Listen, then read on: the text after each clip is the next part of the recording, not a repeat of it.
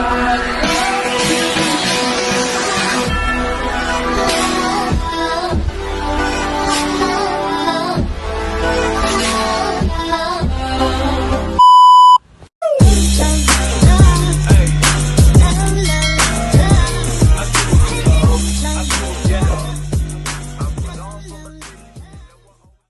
everyone! Welcome back to my channel. For today's vlog guys, ay katatapos ko lang mag-work at nagpapahinga na lang konti at kami ay uuwi na at dadaan kami sa restaurant for the lunch guys. Tara guys, samahan nyo kami.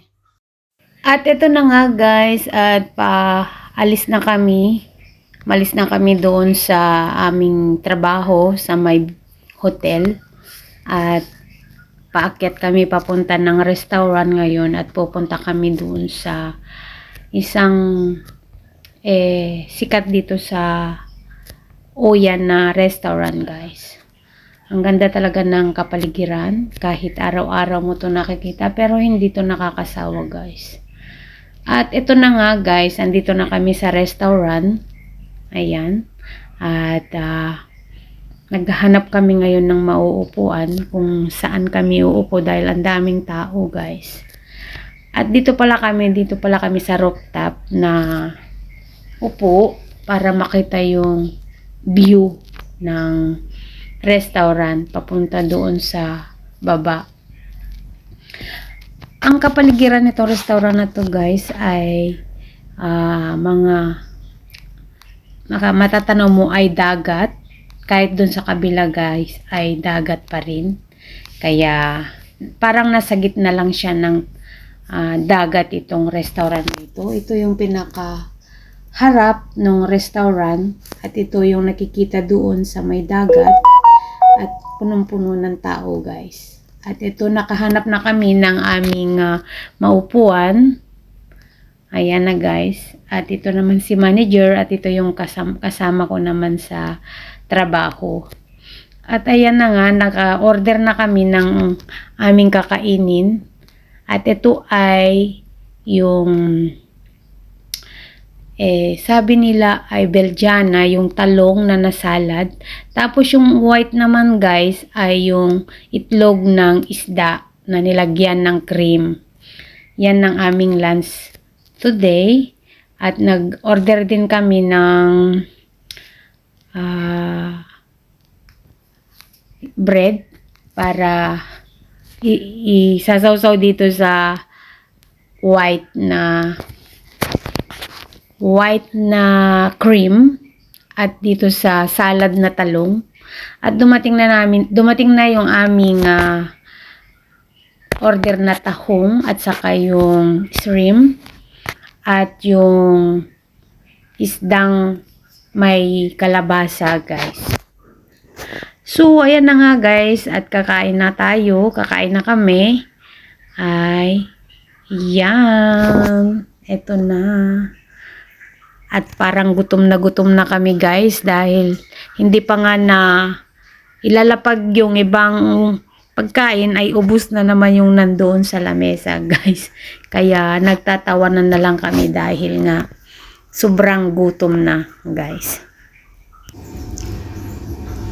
At ayan guys, ang alaki ng octopus, yung galamay ng octopus guys. So, at nilagyan nila ng parang beans na ang pangalan dito sa Greece ay Rebitia.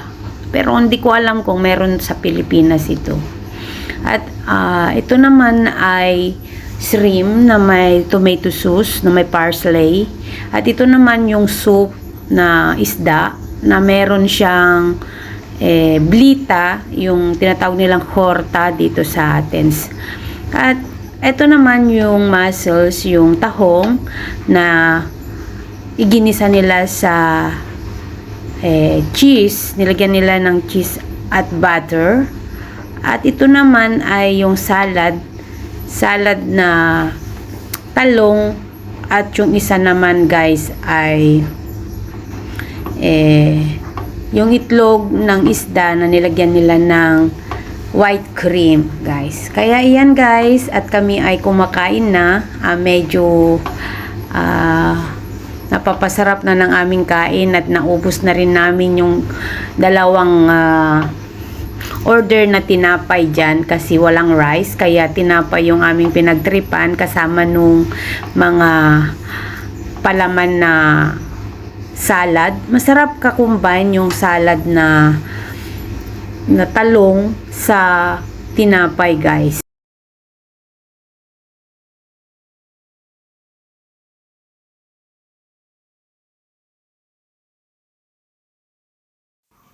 At ayan guys, tapos na kami kumain at binigyan kami ng dessert na wine. Itong wine na to guys, ang lasa nito ay parang sweet. Yung parang pag pumunta ka sa church, yung iniinom nilang wine. Ito yun guys, ang tamis talaga. Grabe. Ang sarap, parang ano. At binigyan din kami ng maliit na krema na dessert. At yan na nga guys ang aming dessert, wine, sweet wine at saka yung sweet cream ang aming dessert na kasama doon sa aming in-order guys.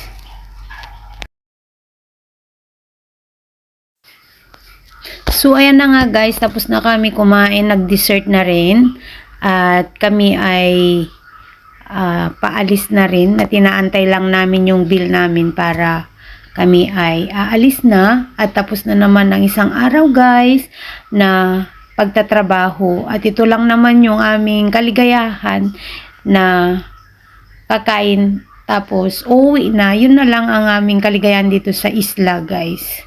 Kaya eto, tapos na. Kahit sobrang pagod sa pagtatrabaho maghapon guys kasi kayod kalabaw talaga dito sa isla, pero paglabas mo naman guys ay okay ka na. Kami ay uuwi na. Thank you for watching. God bless. Yeah.